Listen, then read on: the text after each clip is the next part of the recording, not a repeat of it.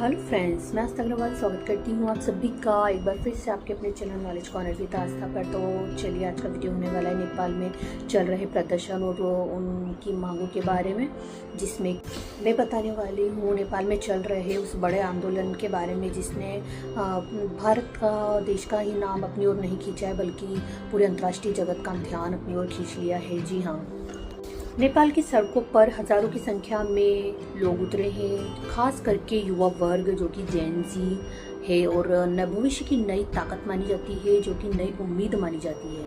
लोगों के हाथों में जिन कार्ड है, आप देख ही सकते हैं, बैनर्स वगैरह, और उनकी आंखों में गुस्सा है, एक नई उम्मीद भी है। सवाल यहाँ उठता है पर कि ये क्या चाहते हैं, इनकी क्या मतलब मांगे हैं, क्या ये आंदोलन नेपाल की राजनीति और भविष्य की दिशा बदल सकता है? कह सकते हैं कि युवा पीढ़ी कुछ कर सकती है, कुछ नया। आपको बता दूं जानकारी के लिए कि ये युवा वर्ग न तो खाली सड़कों पर उतरे हैं, बल्कि इन्होंने पुलिस के साथ टकराव लेना भी शुरू कर दिया है। काठमांडू की गलियों से लेकर पोखरा तक और कॉलेज कैंपस से लेकर आम बाजारों तक गूंज रहा है no ban on social media. क्या सरकार को ये सही कदम लगता है? क्या उन्हें ये लगता है कि उन्होंने सही किया, या फिर युवा पीढ़ी की आवाज़ को दबाने की कोशिश की गई है? इसका असर नेपाल की जनता और लोकतंत्र पर कितना गहरा पड़ सकता है, चलिए आगे जानते हैं।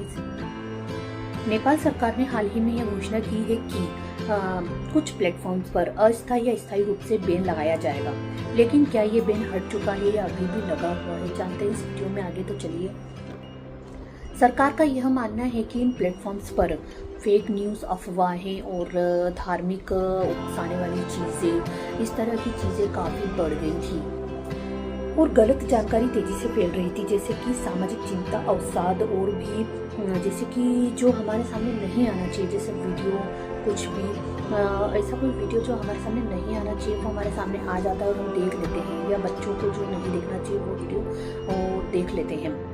तो ऐसे वीडियोस और ऐसी गलत जानकारियों, गलत चीज़ों के कारण ये बैन लगाया गया था, जिससे कि हमें सोशल मीडिया की लत लग जाती है। हम कुछ भी, जैसे हमें कुछ समझ नहीं आ रहा है, हमें कोई बताने वाला नहीं है, तो हम उस चीज़ को जल्दी से गूगल कर लेते हैं।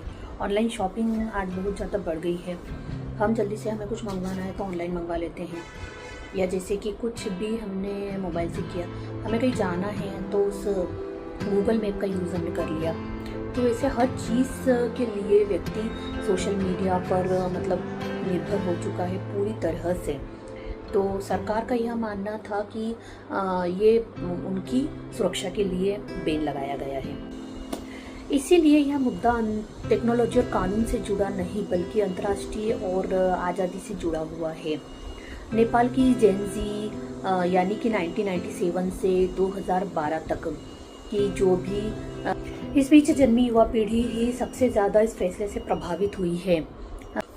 आपको बता दें, यही वो पीढ़ी है जिसने इंस्टाग्राम, यूट्यूब, फेसबुक और जैसे कि ट्विटर, एक्स के सहारे खुद को दुनिया से जोड़ा है। आपको बता दूं, इन युवा पीढ़ी का कहना है कि सोशल मीडिया आज मनोरंजन का साधन ही नहीं, बल्कि उनकी कमाई, रोजगार का जरिया है, रोजगार का साधन भी है। जी हाँ, जैसे कि यूट्यूब से वो चैनल बनाकर अपना हुनर भी दिखाते हैं और मतलब रोज़गार का भी उनका एक साधन है। फेसबुक पर, इंस्टाग्राम से, सब कुछ से आजकल लोग अपना कमाई का ज़रिया बना लेते हैं और अपना हुनर भी दिखाते हैं। बहुत सारे नेपाली क्रिएटर्स अपने यूट्यूब और टिकटॉक से भी अपनी पहचान बना रहे हैं आज। वही अब उनकी कमाई रुक गई है, लेकिन छात्रों के लिए सोशल मीडिया पढ़ाई, रिसर्च और ग्लोबल कनेक्शन का एक जरिया भी है। और सबसे बड़ी बात यह है कि स्वतंत्रता यानी फ्री स्पीच का अधिकार छिन गया है। और प्रदर्शन में शामिल एक छात्रा ने कहा है कि हमारे लिए सोशल मीडिया एक मीम्स या मजाक नहीं है, बल्कि यही हमारी आवाज़ है। आप सोशल मीडिया बंद करते हैं तो हमारी आवाज़ बंद कर देते हैं। प्रदर्शनकारी जो थे, उनके हाथ में प्ले कार्ड्स थे और उन पर लिखा था, digital freedom, human freedom, don't silence our voice, stop the ban, save the youth. आपको बता दूं कि अब नेपाल की जेन ज़ी युवा पीढ़ी जो है, अब केवल ऑनलाइन ही एक्टिव नहीं रहना चाहती है, वो ऑफलाइन भी सड़कों पर उतरकर अपनी बातें रख रही है। आपको जानकारी के लिए यहाँ भी बता दें कि काठमांडू की सड़कों पर युवा वर्ग काफ़ी संख्या में इकट्ठा हुआ है और उनकी आवाज़ में गुस्सा भी था और उम्मीद भी, और नारे गूंज रहे थे। लोकतंत्र का मतलब आज़ादी है और सोशल मीडिया हमारा अधिकार है। अब आपको बता दूं, ये प्रदर्शन की तस्वीरों को देखकर साफ पता चलता है कि महज ये एक भीड़ ही नहीं बल्कि डिजिटल क्रांति का ऑफलाइन रूप भी है। लोग अपने मोबाइल फ़ोन्स हाथ में लेकर के लाइव स्ट्रीमिंग करने की कोशिश कर रहे थे, लेकिन यह संभव नहीं हो पाया बैन के कारण। बैन लगा हुआ था तो नहीं कर पा रहे थे, फिर भी उन्होंने पोस्ट की और भी कई चीज़ें अपनाई और अपनी मौजूदगी से यह जताया कि वह चुप नहीं बैठेंगे। कुछ जगहों पर पुलिस और प्रदर्शनकारियों के बीच हल्की झड़प भी हुई, लेकिन ज़्यादातर विरोध शांतिपूर्ण रहा। आपको बता दें, नेपाल सरकार का यह कहना है कि इसलिए नेपाल सरकार का यह कहना है कि यह कदम सिर्फ जनता की सुरक्षा और सामाजिक सौहार्दता बनाए रखने के लिए उठाया गया था। उनका दावा है कि सोशल मीडिया पर उटपटांग वीडियोस, देश विरोधी बयानबाजी और इन सब से माहौल बिगड़ रहा था। लेकिन वही आलोचकों का कहना है कि ये बहाना है जनता की आवाज़ को दबाने का। नेपाल में लोकतंत्र अभी भी मजबूत हो रहा है। ऐसे में इस तरह के बैन से सरकार पर तानाशाही रवैये का आरोप भी लग रहा है और विपक्षी पार्टियों ने भी इसे वही युवा विरोधी निर्णय बताया है। आप यहाँ देखें कि जनता की राय भी दो हिस्सों में बटी हुई है।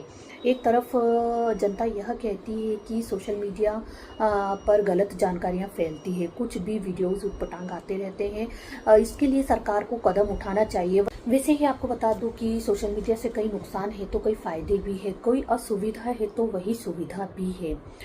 लेकिन वहीं अधिकांश युवाओं, कारोबारियों और पत्रकारों का कहना है कि बैन कोई समाधान नहीं है, बल्कि सरकार को सोशल मीडिया कंपनियों से मिलकर रेगुलेशन और मॉडरेशन बढ़ाना चाहिए।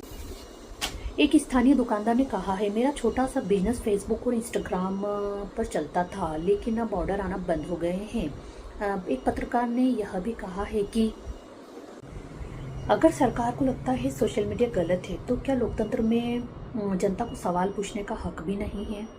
अब आगे हम देखेंगे भविष्य के समाधान और नतीजे क्या है। अब सवाल ये उठता है कि अब आगे क्या होगा भविष्य में। क्या नेपाल सरकार युवाओं की आवाज़ सुनकर ये बैन हटाएगी, या ये मुद्दा और बढ़ता जाएगा आगे, या और बड़ा रूप ले लेगा, या ये बैन हट चुका है। विशेषज्ञों का मानना यह है कि नेपाल पर इस तरह के बैन से आने वाले समय में नेपाल की अंतर्राष्ट्रीय छवि खराब होगी। युवा वर्ग का गुस्सा सरकार के लिए और बढ़ सकता है। जहां पर्यटक, मतलब नेपाल जैसे छोटे देश में जहां पर्यटक और आईटी सेक्टर बढ़ रहा है, वहां सोशल मीडिया का बैन निवेशकों को डरा भी सकता है। समाधान यही है कि पूर्ण बैन हटाया जाए और स्मार्ट रेगुलेशन लाया जाए। सरकार को ये सब चीज़ें करनी चाहिए और सोशल मीडिया कंपनियों को जिम्मेदार बनाया जाए, न कि पूरी जनता को सजा दी जाए। तो दोस्तों, नेपाल का ये मामला सिर्फ एक देश का मुद्दा नहीं बल्कि पूरी दुनिया की राय है, पूरी दुनिया के लिए एक सीख बन चुकी है। सोशल मीडिया एक ऐप नहीं बल्कि आवाज़, एक पहचान, एक स्वतंत्रता है हमारे लिए। जेन जी और युवा वर्ग ने यह साफ कर दिया है कि अपनी आवाज़ अब बंद नहीं होनी चाहिए किसी भी हालत में। क्या सरकार को इन सब चीज़ों से, विरोध प्रदर्शन से क्या फ़र्क पड़ा है? क्या यह बैन हटेगा या हट चुका है? क्या मानना है आप लोगों का? क्या यह सोशल मीडिया सही काम है? सोशल मीडिया का बैन सही है या गलत? क्या युवाओं की आज़ादी पर हमला है? क्या ये बैन हट चुका है? बताते हैं आपको इस वीडियो में। आगे तो बने रहिए इस वीडियो में। नेपाल सरकार के एक मंत्री ने मंगलवार को बताया है कि एक दिन से भी कम समय में भ्रष्टाचारी प्रदर्शनकारियों के सोशल मीडिया पर से प्रतिबंध, बैन हटा लिया गया है। इस प्रतिबंध के कारण 19 लोगों की मौत हो गई थी और काठमांडू में कर्फ्यू लगा दिया गया था, जो 100 से भी ज्यादा लोगों के घायल होने के बाद लिया गया है। उन्होंने कहा है कि सरकार मृतकों के परिवारों को राहत राशि देगी, मुफ्त इलाज मुहैया कराएगी। अधिकारियों ने कहा है कि फर्जी आईडी, गलत सूचना और फैलाने वाले भाषणों पर कार्रवाई के बीच यह शटडाउन सोशल मीडिया प्लेटफॉर्म्स के लिए था जो सरकार के साथ पंजीकरण कराने में विफल रहे हैं। ऐसा लगा ये वीडियो, लाइक, कमेंट, शेयर जरूर कीजिए और फॉलो कीजिए। जो भी नए हैं सब्सक्राइब कीजिए और बेल आइकन प्रेस जरूर कीजिए ताकि आने वाले वीडियोस के नोटिफिकेशंस आप तक जरूर पहुंच सके। Thank you.